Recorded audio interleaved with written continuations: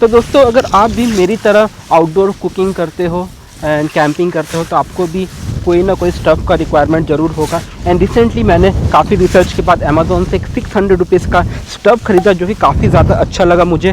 क्योंकि उसमें साइड में विंड को ब्लॉक करने के लिए कुछ दिया हुआ है। तो जल्दी से चलिए उसको अनबॉक्सिंग करते हैं एंड देखते हैं कैसा है हमारा स्टव।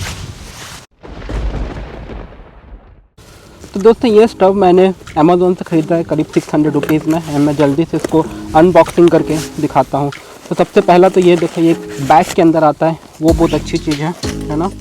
एंड इसको जलाने के लिए हमें यूज़ करना होता है ये बुटेन गैस, तो ये इसके अंदर फिट हो जाता है। तो पहले हम इसको निकाल लेते हैं बैग के अंदर से।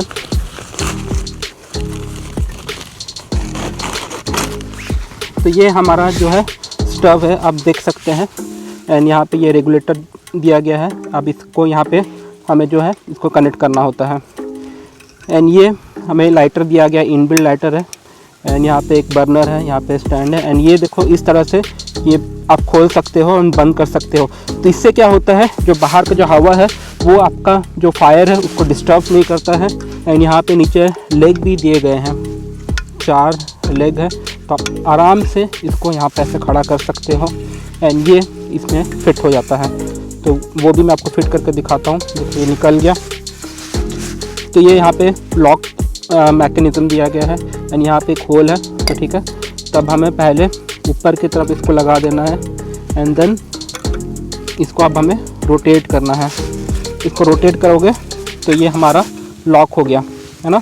एंड अब मैं इसको जल्दी से फायर को ऑन करके दिखाता हूँ। तो पहले हम गैस ऑन करके इसको हमें प्रेस करना है फायर बटन को, है ना। तो पहले हम इसको टर्न ऑन करते हैं, ये ऑन हुआ और ये हमने फायर दबा दिया, तो फायर ऑन हो चुका है। आपको शायद धूप की वजह से दिखाई नहीं दे रहा होगा फायर, बट फायर ऑन हो चुका है। एंड यहाँ पे अच्छा खासा अभी फायर जलने लग रहा है, ठीक है। तो इस तरह से आप इसको कैंपिंग में अपने आउटडोर में यूज़ कर सकते हैं। एंड सबसे अच्छा चीज़ का ये है, जो ये ब्लॉक हो जाता है, इसके वजह से आपका हवा डिस्टर्ब नहीं करेगा आपके फायर को।